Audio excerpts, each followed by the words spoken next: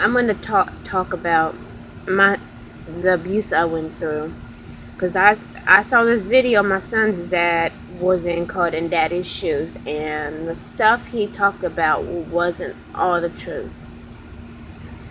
First off, what something he said was that the police department evicted me, and that was a lie. Then the second thing he had said was that me and him came to an agreement that he could raise our son Omega. And then the third thing he had said was that all the abuse that he went through, he ended up getting heavy on drugs. Yeah, that's a lie. I was the victim of abuse, and he was high on drugs throughout the pregnancy, bringing girls in and out of our apartment. He had I couldn't say anything because to him I had no authority because it was his apartment. After I had my son, I got hooked on Molly, coke, weed, alcohol, to the point I didn't recognize my own self. And I didn't want nothing to do with my oldest daughter, Natalie. So every weekend when we got into big fights, he ended up putting his hands on me. And later after that, when he put his hands on me, I put my hands back on him. But I got tired of it. So the fighting got real bad to where I took my son's baby wipes and broke a mirror and took a piece of glass and went and punched a tree because I was really upset. So of course Omega's dad went and called 911 because of the fighting. And the police department talked to me, and then they told me to sit down. They were gonna have the paramedics come look at my hand because it was bleeding. So they did. They didn't clean the blood off my hands. The cops came behind me and put handcuffs on me and put me in the back of the police car. Me being really pissed off, I was trying to break out of the handcuffs, break out of the police car.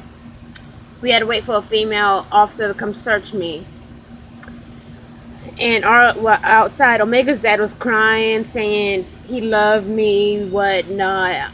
And seeing my son like that,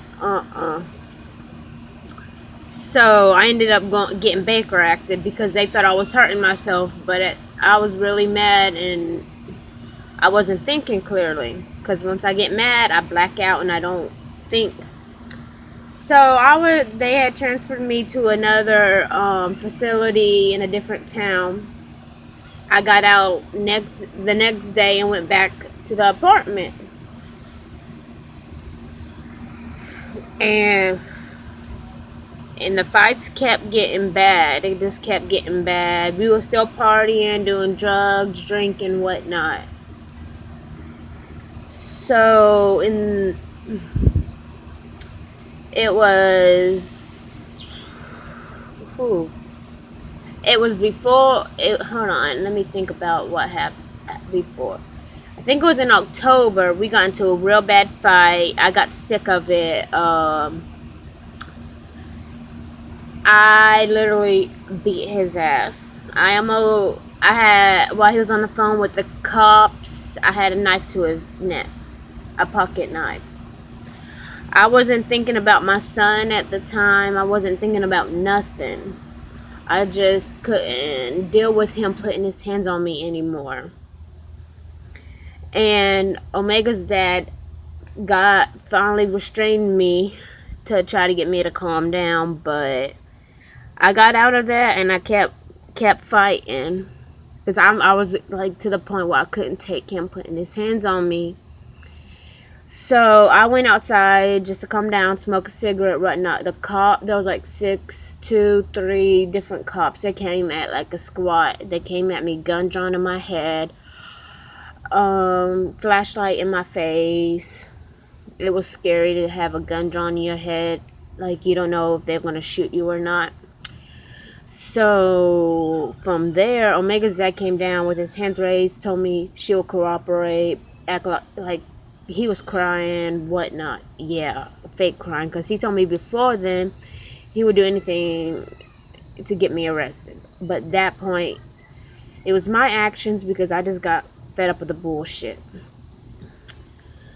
So after I got out of jail, yeah, it went downhill.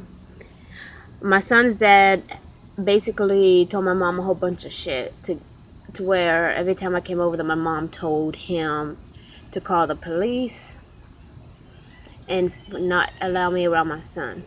He manipulated my mom to believe in all this type of crazy shit. So November comes. I ended up trying to kill myself on 2 bottles of sleeping pills, and I was drinking beer, whatnot. It got to the point I just couldn't deal with my son's dad. I wasn't allowed to see my son. I just kept hearing these voices saying, you're not good enough, your kids aren't good enough.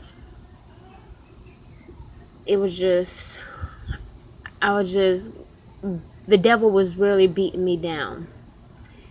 So I had texted him after I swallowed those, it was before I swallowed those pills, saying I was hungry. He's like, give him a few minutes, he'll give me something to eat. So I went behind his apartment, swallowed almost 100 sleeping pills of Unisum while drinking the beer. I got upstairs. I don't hardly remember anything. I just remember hearing my son's dad talk to his mom, telling her she took something. I never seen her like this. Like, I was really out of it. Like, I heard her say to call the paramedics. I couldn't tell him how many pills I took.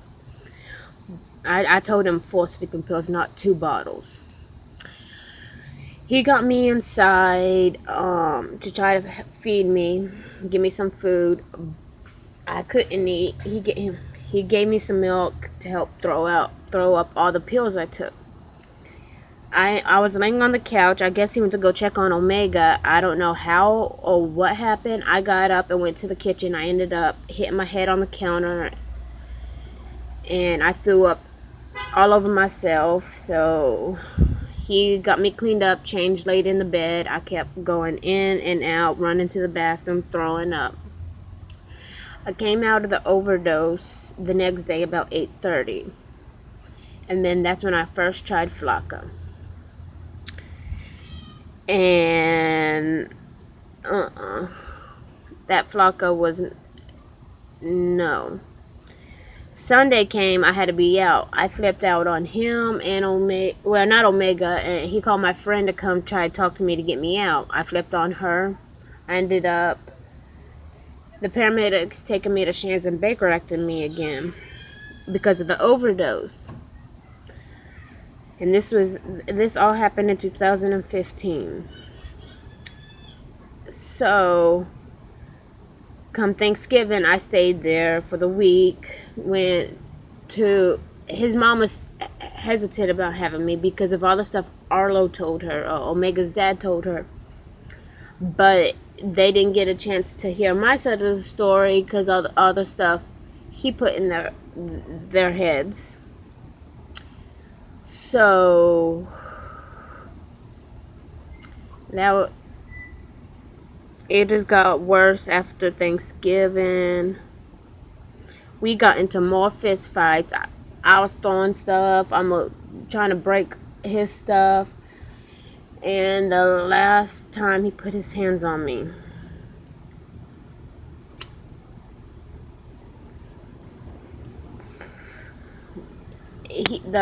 he had kept punching me in my head, sitting on top of me. Then it was just scary. Then my son was like 6, 7 months old at the time. He was on the couch screaming his head off. While I was on the bed, his dad was on top of me, choking me, and he told me he could kill me right there right there and then. I thought my life was going to be over. I thought I was going to be dead. I was supposed to be, it was on a Sunday. I was waiting for the church bus to pick me up. I left. I was crying. I was shaking really bad. The church bus picked me up, and I was still crying and asked the bus driver was asking what was going on. I told him. Got to the church. I was still crying. They did the baby dedication and whatnot. I just couldn't do it anymore. I pulled my head Pastor Ken to the side, and I explained to him. He had looked up to his wife and the family he was taking pictures with and said, hold on, we have dealing with a serious matter. He got all the pastors, the minister staff to come over and talk to me because he was like, it was a matter of life and death. I should press charges because I had a mark on my neck. My son's dad was on the verge of killing me. They were trying to help me find a different place to go to feel safe.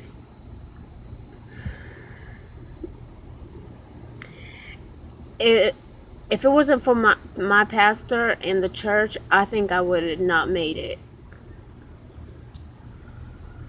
And now I can't hardly see my son. I have to beg to see my son, and when that don't happen, I have to basically, it has to be on his dad's time, not my time. And it's sad. No, what parent should have to beg to see their child? If I see him, it's probably for 5 minutes. The longest I got to spend with him was on my birthday in April. I didn't get to see him on Mother's Day. I didn't get to see him Christmas. Well, before Christmas, to give him his presents, but not on Christmas or Christmas Eve, Thanksgiving, the holidays. I don't get to see him. My son don't know me. He might say mama, but he don't really know me. I video call. He don't want to talk. I'm just tired. I'm tired. I love my son with all my heart. No mother should, or no parent should have to be forced to not see their son or have to beg to see their child. I'm sick of it. I love my kids. I'm at a place in my life where it's not where I used to be back in the day, all violent, wanting to fight. I've been clean. I've been doing counseling, doing what I'm supposed to. What more can I take? My heart breaks to not being able to see my son. And Omega, once you get older, just know I love you with all my heart and soul. And I try to see you. I try my hardest. And this is from my side, because there's two sides to every story. Omega's dad told his story, and a couple people know my story, but I'm speaking out on abuse, drugs, alcohol. It's not good. If you're a victim of domestic violence, get out while you can. And if you're on drugs and alcohol, please get help, because you could lose, it will make you a different person. It's not worth losing your kids, losing your life if you have an accident or overdose. Thank you.